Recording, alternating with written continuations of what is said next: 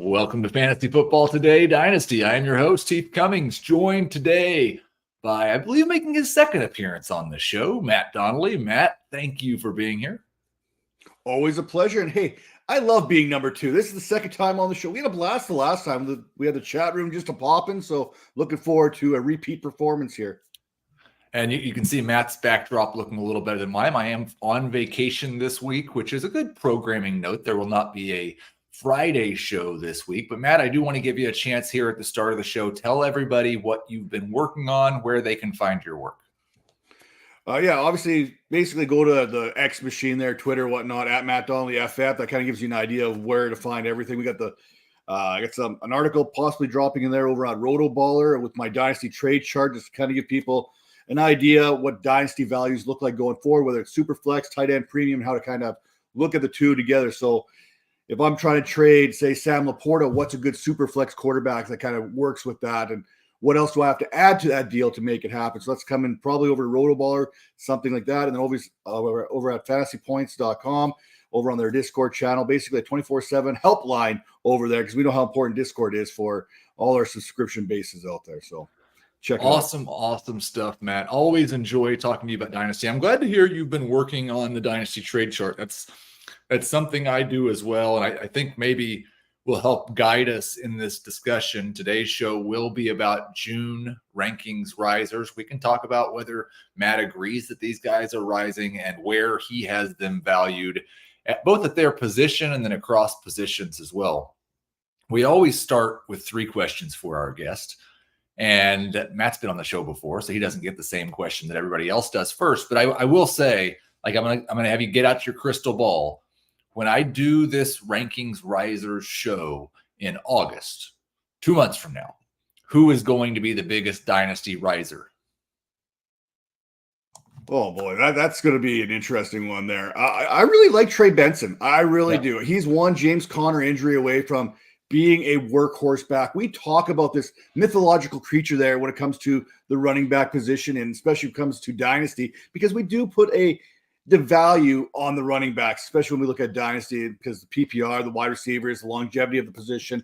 But if you look at what James Conner has done when healthy over the last few years in Arizona, if he were to kind of suffer an injury, which he has had a few of them the last few years, Trey Benson steps right into one of the league-winning type positions as early as this year. And we know James Conner has only got another couple seasons. Everything that Conner can do, Trey Benson can do. He can run between the tackles. He can catch the ball out of the backfield.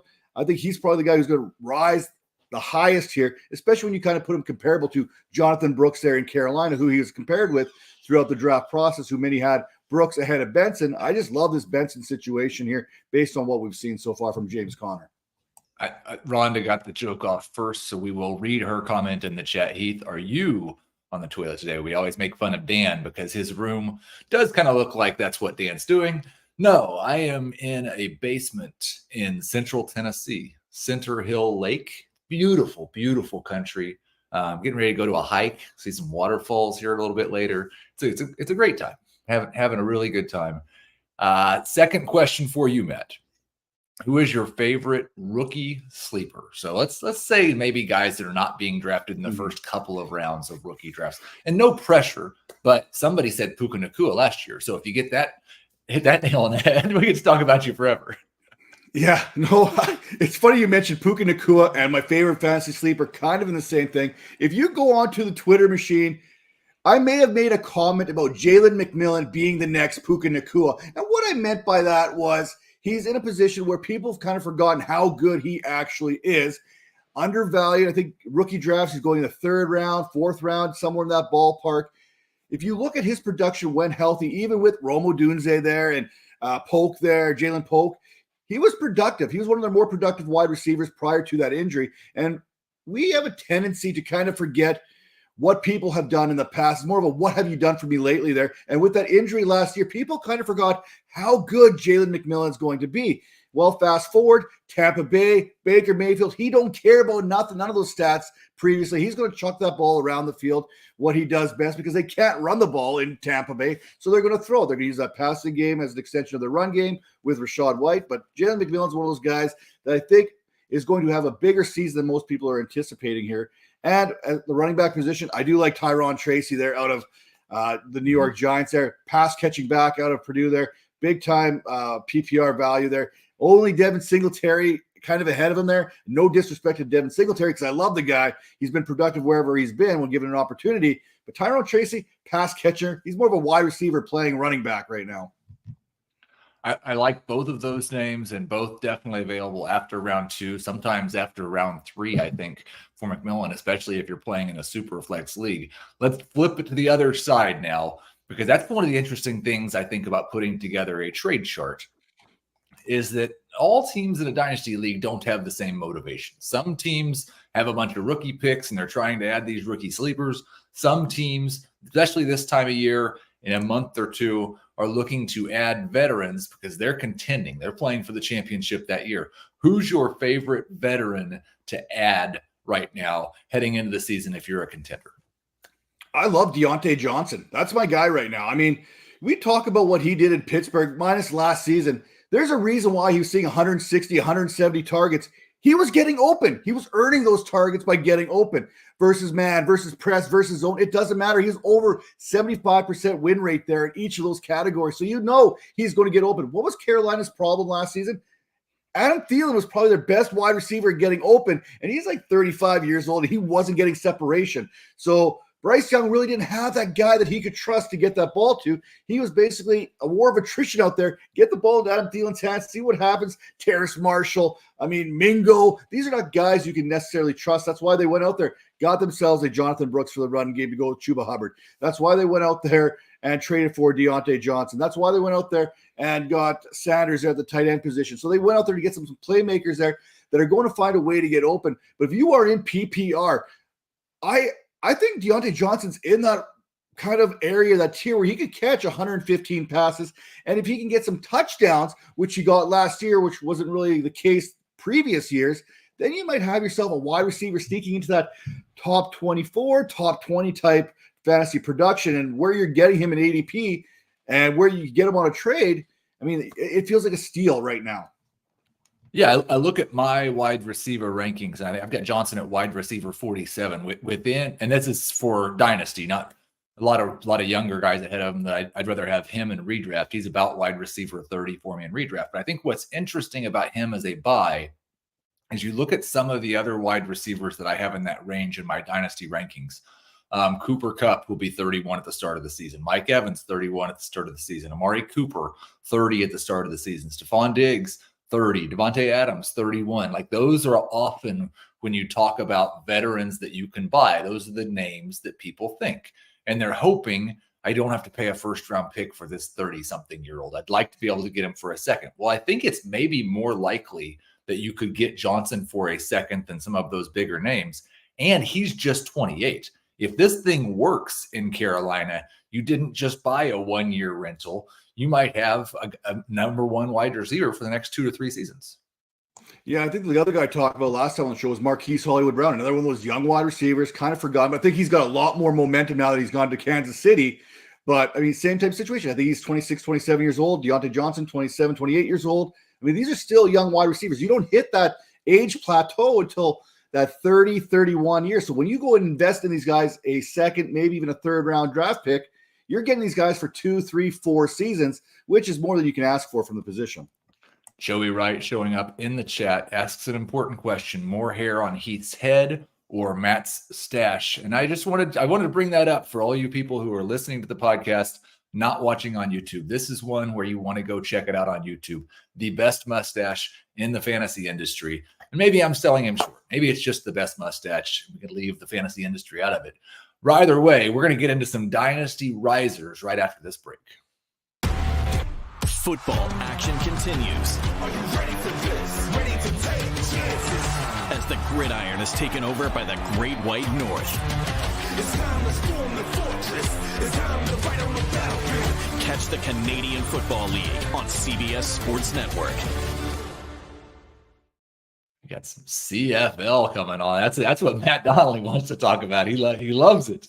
All right, so I do want to get into. I've got 7 guys here who rose in my Dynasty rankings in the month of June. I also just this week am releasing updated Dynasty tiers for the first time in a couple of months. So if you go to CBS Fantasy and you look for those dynasty tiers, I think quarterback just came out, running back, wide receiver, tight end will all come out in the next 3 or 4 days. But my first riser is a guy who I've probably been a little down on over the last couple of years. But Matt, I think maybe the industry passed me. Sometimes that happens. We're like, I don't know why you guys like this guy so much.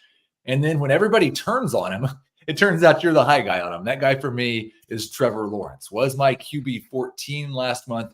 Did move up a couple spots to QB 12 with the contract extension. When I look at that group of quarterbacks, and I'll put him in that group with Brock Purdy, with Tua, with Jordan Love. Like, he's the one now that has the guaranteed secured future staying in this same spot. QB 12 for Lawrence. Is that just about right? Is it a little too high, a little too low? So when I look at my dynasty ranks, I think we're pretty much lock and step here. Like, I got him at QB 13. So I'm right there with you. I got him as a value. I mean, that contract makes a huge difference. The one thing we know about Jacksonville is they've surrounded Lawrence the last couple seasons. Even when they let Calvin Ridley go, they went out and they drafted Brian Thomas. So they're willing to give him weapons. Trevor Lawrence, he's got Thomas there. He's got Christian Kirk, one of the most underrated wide receivers in the game, not just fantasy, but in the game in general. And then you've got your guys like Evan Ingram, who's just been a target hog last season. So there are offensive weapons, ETN. So he's got lots of guys to work with, maybe more so than some of these other guys. Like the guys I have just ahead of him, Jordan Love there at 8, Kyler Murray at 9, Caleb Williams, Jaden Daniels at 10 and 11, just based on what they can do with their legs as well. Trevor Lawrence doesn't get credit for what he can do with his legs. He's like a big Clydesdale out there. Each stride he takes is like 3-4 yards. So he doesn't get that scrambling quarterback type of feel from fantasy owners, but when he does get out there, he can pick up some yards. So I got him kind of in that same tier with Dak Prescott and Justin Herbert. So you can make an argument where he could be a little bit higher. You can make a little argument where he could be a little bit lower. So I think 12, 13 feels just about right for him. So one of the things I've kind of pointed out over the last few years is we've made a lot of excuses for Trevor Lawrence, and some of them are very valid. Like the Urban Meyer year, we just don't count that against him. And the next year, he didn't have a number one wide receiver. And then last year, he was hurt, and Calvin Ridley couldn't come down with a lot of catches in the end zone. I don't say that necessarily to poke at where Lawrence is now, because I think I'm higher than industry consensus on him. But I wonder. He came into the league, Matt, as a guy that we thought this could be the best quarterback in the NFL. Like there is elite upside, generational talent, all of those things. Generally, by this point in a quarterback's career, we've seen a little bit more proof of that on the field. Are you still holding out to that hope that Trevor Lawrence could all click the first month or two of this season and we could look at him as a top 5 quarterback again? Or do you think he's more in that, like, he's a young Kirk Cousins? He's a guy that's going to be a solid-ish starter for a long time, but probably not going to reach the heights that we thought he could when he was drafted.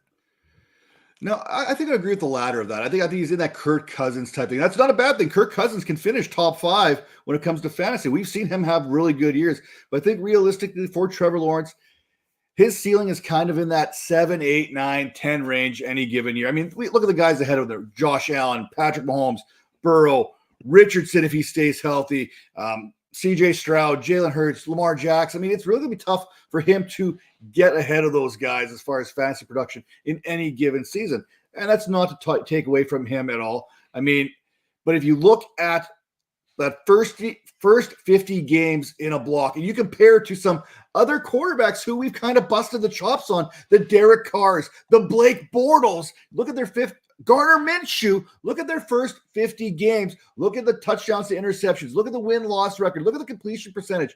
It basically mirrors each other across the board. And that's a little bit concerning here because we don't value Derek Carr. We don't value Gardner Minshew. We sure as heck didn't appreciate Blake Bortles, who actually took the team to an AFC championship. But that's kind of where Trevor Lawrence happens to fall in within his first 50 games. Now, that doesn't mean that's where he's going to stay. I think we've seen, like I said, Jacksonville kind of put those pieces in place last season. I will give him the benefit of the doubt. There was a lot of injuries. The rib injury, I think that affected him pretty much the entire season. So I will wait and see here, but this is kind of that make or break season for Trevor Lawrence in Dynasty, where if he doesn't have a top 10 finish, I think he can easily slide down to that 15, 16 range there below Brock Purdy, maybe even below Jared Goff if he doesn't perform. It's really interesting comparing him and Goff, because it's easy to look at Goff and say, well, yeah, he had Sean McVay and now he's got Ben Johnson. Like, he's got Amon-Ra St. Brown and Cooper Kupp, and like things have been pretty easy for Goff when he's been good. But he's just also like, he's got a lot more evidence of being really good in terms of fantasy production than Trevor Lawrence does. Let's get to riser number 2. It's another guy with a new contract, another guy moving up a couple of spots. Rhamondre Stevenson was my RB18. He's now RB16. Probably, like, it seems like a minimum of 2 to 3 years that he's got left in New England now. But I would just put a little caution on that, because it was, and I fell for this as hard as anybody. There was a lot of talk about Miles Sanders' contract in Carolina last year and the length of time that guaranteed him. And it turned out that it guaranteed him about 6 games as a starter. And then Chuba Hubbard took the job from him. So I don't want to put too much on this contract for Rhamondre Stevenson. But I think even outside of that, he's just a really interesting player to try to figure out, because this offense was so terrible last year that it's hard to hold the decrease in efficiency against him. The team put him in a situation last year to share with Ezekiel Elliott. Zeke goes to the Cowboys. Antonio Gibson is now there. The one thing Gibson's been able to do in the NFL is perform as a pass catcher. And Stevenson the past 2 seasons has been pretty awful in that regard in terms of yards per target. How are you viewing Rhamondre Stevenson? High-end RB2, just about right? I feel you got him right in the same spot. I got him at RB17, so I split the difference between your previous and your current one. And it is because of that dimension of this Patriots offense not being that good, not having that alpha in this offense, so to speak. In fact, Antonio Gibson comes over from Washington. He's perhaps the best pass catcher that the Patriots have. I mean, yeah, okay, making for Pop Douglas there. He's had a good training camp. Believe the coach is what you will, but still Pop Douglas. Then you've got Kendrick Bourne, who may lead this team in touchdown receptions if it's not for Hunter Henry. And when I say touchdown receptions, I'm talking maybe 6 leads this team again. And then you've got the rookies. You got Polk and Baker. I mean, there's opportunity here in the passing game for Gibson to take a very large chunk of this offense over, which does kind of give me a little bit of reason of concern there. But if we watched anything from Ezekiel Elliott when Stevenson went down last season, we know that this team can produce in the running game, and a running back can be fantasy relevant. For me, I was big on Rhamondre Stevenson last season going into it because I didn't think Ezekiel Elliott was going to do much. I know Stevenson can catch the ball when he's asked to do so, but he didn't quite give me what I wanted last year, so he kind of slides down a little bit in the rankings. But this is an opportunity where he could be the top performer for a very poor Patriots offense, which Jacoby Brissett, he's kind of revitalized some offenses from time to time. Like, he had a run there with Cleveland Browns where he looked pretty good. I'm going to be even more optimistic than you. So we've got a new coaching staff. We've got a new offensive coordinator. They drafted a quarterback in the top 3, and Drake May is their quarterback. Let's say everything went right. Like the Patriots, they hit it on the head again. They've got their quarterback of the future. Drake May's good. The offensive system's good. The offensive line's better. Does Stevenson still have top 12 upside if the offensive system around him is better? I think he very well might. I mean, we're talking about a 26-year-old running back. He's in that same area that if you look at, for me, from 13 to 17, Rachaad White, 25, Kyron Williams, 23, Isaiah Pacheco, 25, Josh Jacobs, he's 26. So they're all in that same kind of age category where if he could get a little bit of production, I mean, this could be one of those guys who rises up even further than you already have him going up here right now by the end of the season, if things go right. I mean, having good young quarterback there in Drake May, who maybe check down to touchdown type thought process early on in his career, could certainly help him. Well, and I think that the first key for Stevenson is making sure that Gibson's on the field as little as possible. So you got to win that battle in training camp this year. But it sure seems with the contract extension, they plan on him being their lead back for the foreseeable future. Let's go to number 3 on the rankings risers. It's another contract, but just a 1-year contract. T. Higgins was wide receiver 22, is wide receiver 19. Seems like any risk of a holdout is pretty much gone. I think we still have this big time question about where T. Higgins is going to play after the 2024 season. I'm not even so sure. I think there's a pretty healthy debate, Matt. Would we rather him be Joe Burrow's number 2 alongside Jamar Chase, or do we believe that T. Higgins could go somewhere else and be a fantasy number 1 wide receiver and a team's number 1 wide receiver? I think we have to have him as a number 1 wide receiver, or believe he could be a number 1 wide receiver to have him here in the top 20 as where we have him. I got him right with you, Heath. Again, we got to find some guys that we disagree on, because I got T. Higgins at wide receiver 19 as well. So, I mean, we're right here, but I'm just catching up to you this month then. Yeah, it is. This is why I think if we have him here, we have to honestly believe that he could be a number 1 wide receiver. You can't have a guy be a number 2, permanently be a number 2, and still have him in the top 20 and believe that he can be all this potential. You know what I mean? Like, we've seen what he's done when Jamar Chase has missed time. So we know that he could perform as a number 1 with Joe Burrow. So the question is, can he be a number 1 with Daniel Jones? That's the question, right? Be careful what you ask for. Your quarterback might be Daniel Jones or Bryce Young. 2, Carolina and New York, both struggled passing the ball last season. Both teams were interested in T. Higgins throughout this offseason. So I do believe he can be a number 1 wide receiver. I mean, I got Malik Neighbors pretty high in my Dynasty rankings as well. So I do believe that Daniel Jones can make a wide receiver fantasy relevant because he's going to force feed him. But with T. Higgins, the talent's there, the skills there, everything you want in an alpha wide receiver, T. Higgins has, and we've got the production to go along with it when given an opportunity to do so. It's just we haven't seen him with subpar quarterback. Jake Browning was even actually pretty good last season at times. Well, the other thing, and we saw it last year with Higgins as well, he's had a really hard time putting together a 16 or 17 game season where he doesn't leave a few games with injury. Has had a difficult time staying 100% healthy, and even playing through some stuff that has impacted his performance. We saw that early in the year last year. I guess that's a good time to just ask, like, what's your, especially with younger guys where it seems to be kind of random, what's your thought process on these guys who have, like, you can either look at it as, you know, guys who have been hurt or more likely to be hurt, or there's no such thing as injury prone, I'm just going to ignore it. For the most part, I'm going to ignore it, especially with the younger guys. If it gets older, like say Keenan Allen's hamstring starts to fire up a little bit more, 30-some years old, cold weather in Chicago. I mean, I think that factors into it as well, right? I mean, you're like, okay, yeah, I know myself personally, soft tissue injuries typically linger now for me for 6-7 years. So, I mean, these pro athletes, it's a few weeks, but I mean, it is something a little bit older. You get it. At these young guys' age, man, I mean, I remember being 10 foot tall and bulletproof at 18, 19, 20, 22 years old. Nothing could phase me. I didn't even stretch before games.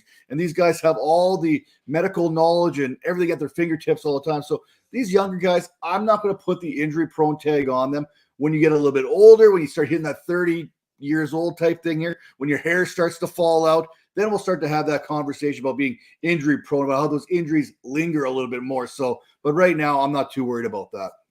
So a lot of times what happens with my risers is just what we've talked about. Somebody gets a contract extension, somebody gets traded. Like in the offseason, there's some news that causes. That's not the case with my 4th rankings riser. It's Jake Ferguson. And this is more just of a me recognizing, I think I was too low on him in redraft, and I might be too low on him in Dynasty. Listen, we've seen over the last 5-6 years with Dak Prescott, probably more, but probably every year of Dak Prescott's career, the one thing this offense produces is a low-end number 1 starting tight end, whether it was Jason Witten or Dalton Schultz or Jake Ferguson, like that just happens. And so I've always just kind of viewed Ferguson as a product of that. And as long as he's with Dak and the Cowboys, he's going to finish somewhere between tight end 9 and tight end 14, and that's fine. But he is a 25-year-old. And we've talked a lot about the strong finish to the second half for CeeDee Lamb.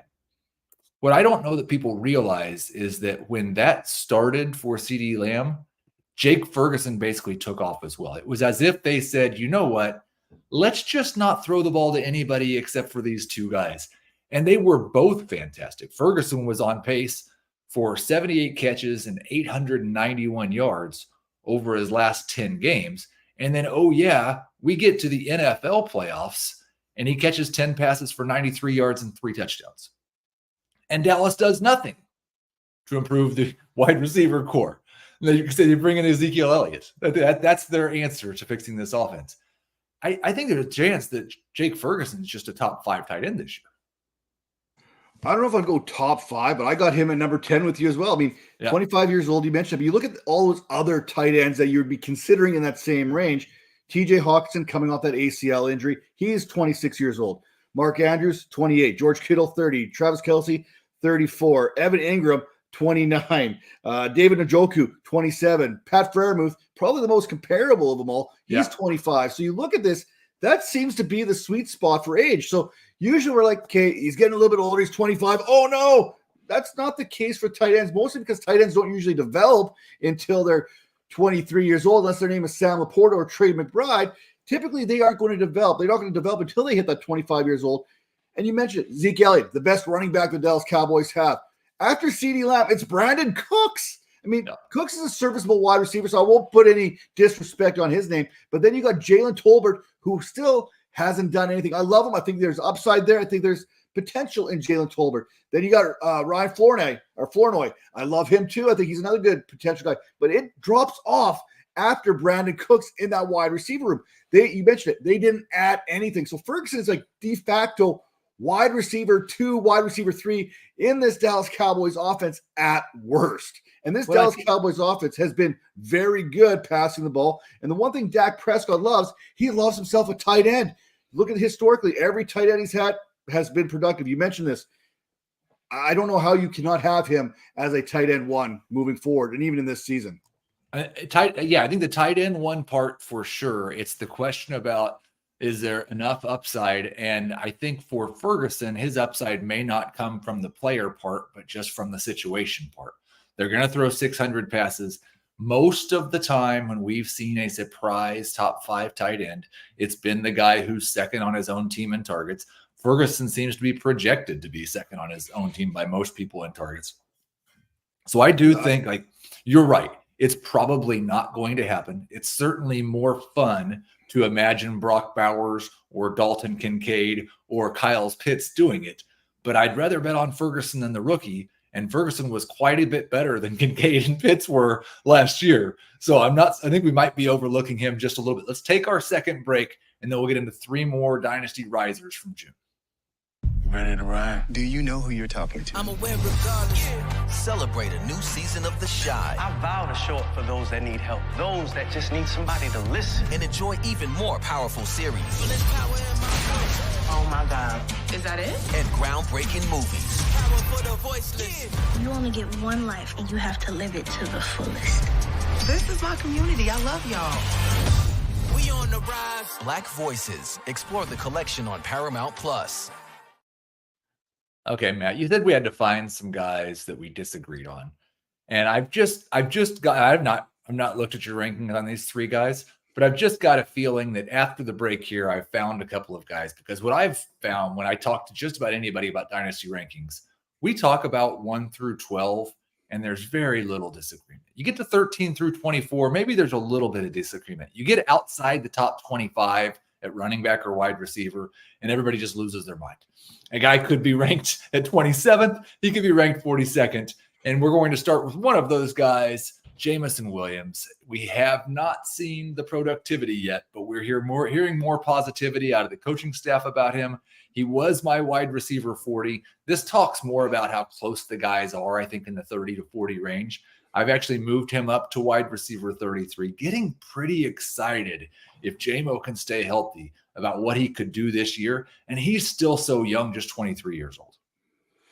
Yeah, the one thing that we know is Jared Goff can hit that deep ball. We've seen that time and time again. He's one of the more accurate deep ball passers in the league. Jameson Williams, he's got speed to kill, right? I mean, he's one of the fastest guys in the league. So it's a good combination, especially when you got Sam Laporta and Amon-Ra St. Brown taking away coverage underneath, which means more often than not, you're going to be one-on-one with no safety with Jameson Williams. So the potential is absolutely going to be there. This is what he did at Alabama, catching those deep crossers, those post patterns, and then just taking them to the house each and every time. I got him at 37, so I'm kind of right in between there. So yeah. I'm not going to disagree too much on this.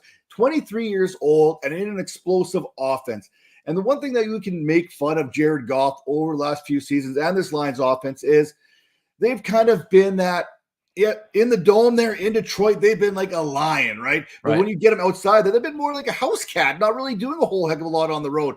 Except this year, I think 9 games are all in the dome or under a dome. Like a lot of their games they're traveling to this year are under a dome as well. So we're going to get a little bit more production, in my opinion, out of Jared Goff in this offense, which means Jameson Williams is going to become more and more of the benefactor here when we take a look at what fantasy production is going to be. If you're looking for best ball, absolutely. This guy's a guy who's going to crush best ball. He's going to pop off for some huge weeks, and there's going to be some weeks where he probably doesn't give you the type of production that you want from the guy. So, I mean, if you're taking a shot, you're getting him probably a little bit later on, probably as your wide receiver 4 for most of the time, maybe wide receiver 5 if you're lucky.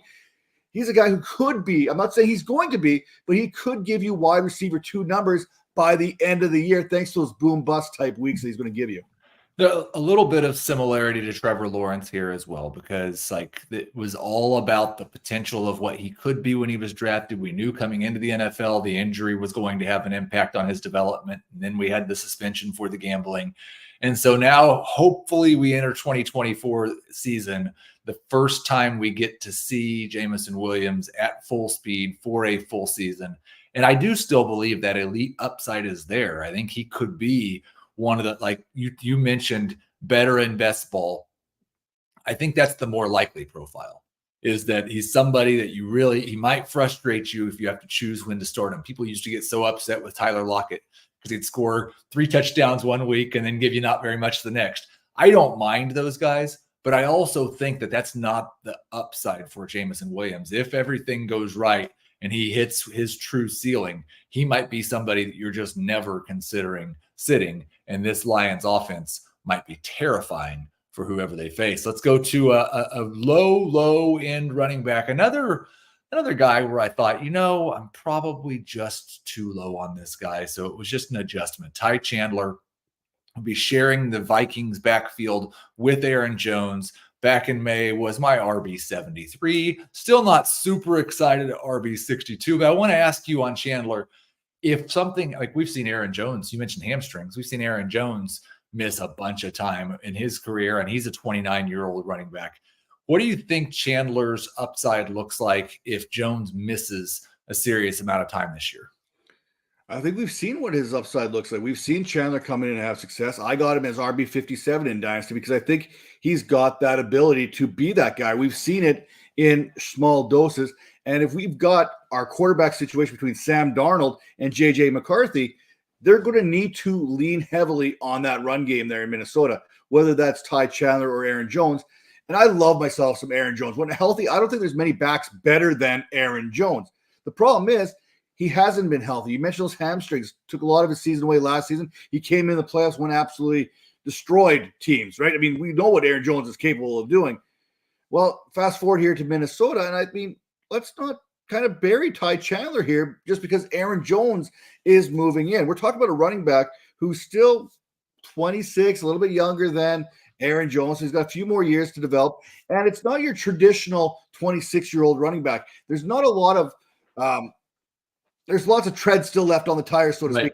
Use a cliche. He hasn't been used as a primary back like some of these other guys. We talk about Rhamondre Stevenson, same age category, a lot more wear and tear on his body than maybe Ty Chandler. The running style is more works better for Tyler Chandler to handle the rigors here of the game. He's an excellent pass catcher. That's not going anywhere. Even when they signed running backs last season, was it Alexander Madison? We're like, Alexander Madison's going to be the number 1 running back here. What an opportunity. Madison can't catch the ball. That was his thing. So Ty Chandler, even when Madison came in or got that number 1 role, he was always there. Ty Chandler was still going to be that pass catching back.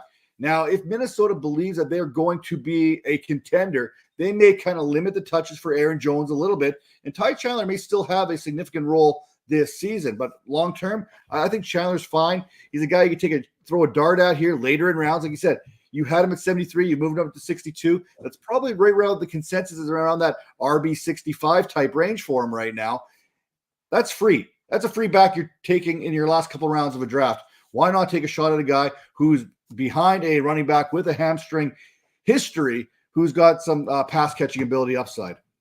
And so I think this is a good time also, just like philosophically, we talk a lot on this show about how in Dynasty, if I'm not contending, I don't want to really roster running backs. And if I am contending, I'll wait and roster them in September. Like everybody's afraid they're going to lose this value in their running backs. And that's really true when you're talking about high-end running backs, especially running backs 25, 26, 27 years old and older.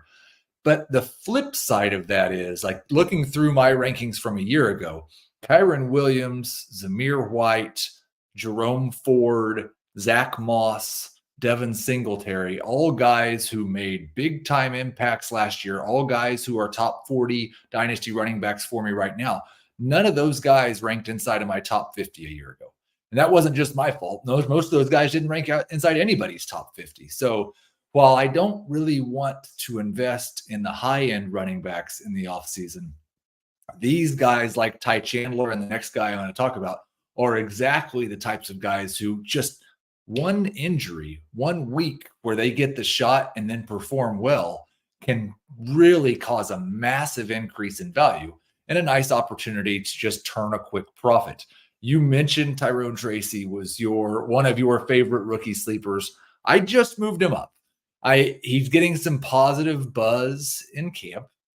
It was my RB78, is now my RB70. My question for you, and I'm glad you mentioned that you like him because you can answer this for me. Is there ever hope that he's more than a third down back? He's the guy who was a wide receiver, very little experience running the ball in college. Do you think that I kind of view it as if something happens to Devin Singletary, it's probably Eric Gray and Tracy splitting up the work, but Tracy has a better chance to get on the field even when Singletary's healthy? Yeah, so I mentioned my love for Tyrone Tracy here. I got him at RB49 in Dynasty. So I'm way up on the consensus. I love him. It has everything to do with that pass catching upside. It really does. But I look at him very similar to what we saw from Antonio Gibson, wide receiver coming out of Memphis, going to Washington. Remember, Antonio Gibson, when he got an opportunity to run the ball, he actually had some good productive weeks as a running back that didn't exactly include catching the ball. So I think Tyrone Tracy, he's going to be fine. I hear a lot of good things here out of New York about him. That's not just catching the ball. That's what he does best, but that's not the only thing that he does. He's going to be able to have some success. And I look at the running back position like going to the car dealership, right? You go out there, you get yourself a brand new state-of-the-art model, a Jahmyr Gibbs. Well, guess what? The second you drive that thing off the lot, it's lost some of its value. I mean, that's basically what the running back. But guess what? You can go right over to the used car lot. Those cars have already lost value. They've already depreciated. You're getting a little bit cheaper, and then you go out and get yourself a guy like a Brian Robinson Jr. that people kind of forgot about. So that's kind of how the running back position goes. You kind of to your point there when you talked about the depreciation of the top end talent, where running backs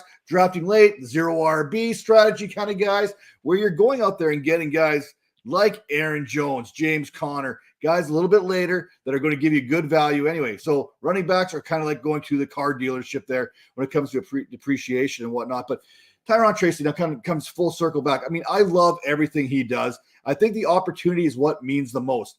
I love Devin Singletary. He's had success there in Buffalo, sharing the backfield.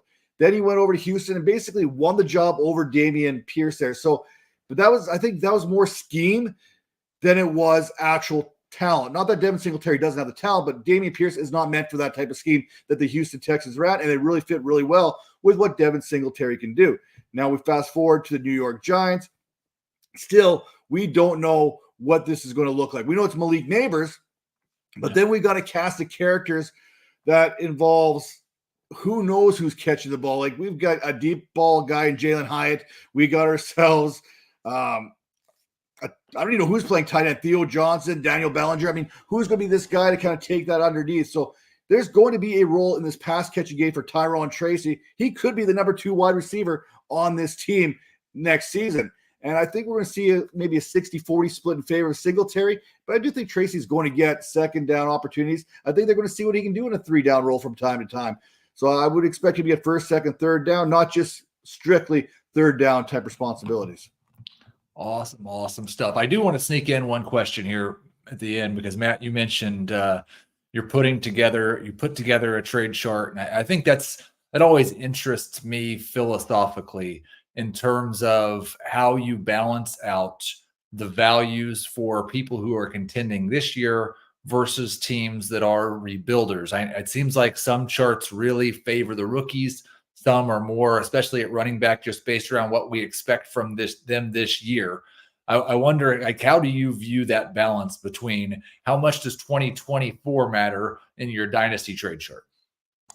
I mean, a lot of it is trying to project down the road. You want to kind of project down the road a little bit. But I mean, that's what you do when we do a rookie draft.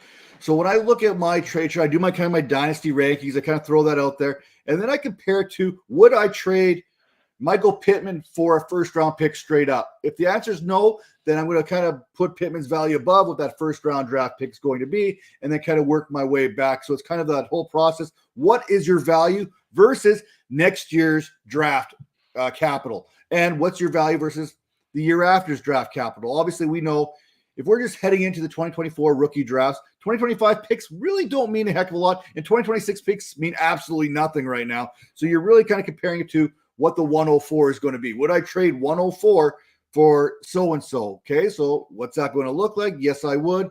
So assuming that Roma Dunze is going to be your number 4, that's your value of the 104. Now, where do you put them with the rest of the guys in the wide receiver class and kind of build it down from there? So basically, my trade chart is basically what I would do off of the draft pick, which is, again, not necessarily favoring the rookies, but it does have a little bit of favoritism towards some veterans too. Like, would you trade Tyreek Hill for a first? Well, no, probably not. You probably want a little bit more than just a first-round pick for Tyreek Hill. So then that's where that value gets kind of baked in.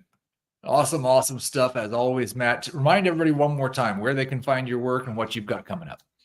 Yeah, so I've got all kinds of stuff coming up. I mentioned this trade chart. It's going to be featured in a article there with Rotoballer once I kind of figure out how to get – I mean, when I got this trade chart, Heath, you know what this kind of thing can do to you. It can drive you nuts. I mean, it's something that's always changing all the time.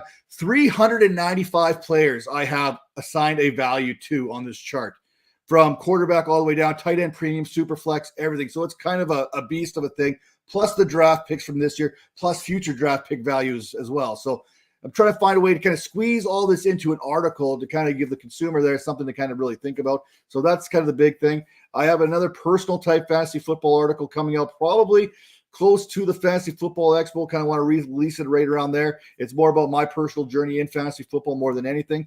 So take a look at that. I'm still kind of on the fence whether or not to release that article or not, because it's like, is it? You don't know what people are going to think about it. So it's kind of where it's at. And then obviously Rotoballer Discord, Fantasy Points Discord, and you know, the pro forecast comes out here, I think July 2nd on news shelves out there. Fortunate enough, again, to be featured in that magazine, doing some write-ups there for team previews and as well as the draft. So check that out on newsstands. I think that drops on July 2nd, I believe. That is Matt Donnelly. Go check him out just about everywhere. Thank you, Matt. Thank you, Harry. Thank you to everybody who was active in the chat today. As I said at the top of the show, I am on vacation this week, so there will not be a Friday show. We will talk to you next Tuesday.